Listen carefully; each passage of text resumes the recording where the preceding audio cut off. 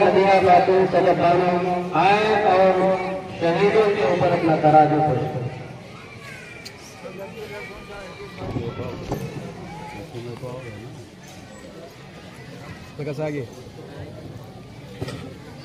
अस्सलामु अलैकुम व रहमतुल्लाह। शहीदों के लहू का दाम हम बचने नहीं देंगे, कभी भी खुद को राहे हक से हम हटने नहीं देंगे, कभी तहजीब के रिश्ते को हम कटने नहीं देंगे, किसी सूरत वतन को फिर हम बटने नहीं देंगे।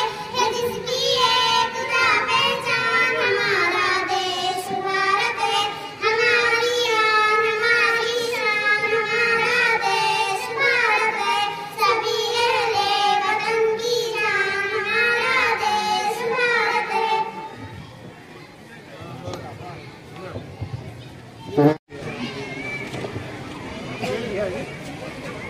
अस्सलामु अलैकुम व रहमतुल्लाहि व बरकातुहू। बिस्मिल्लाहिर्रहमानिर्रहीम।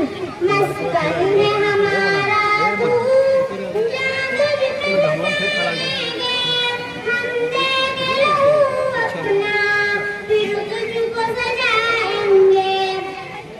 कहेंगे से किसी के हम मेहमान नहीं होंगे, हम लोग हकीकत के अफसाने नहीं होंगे।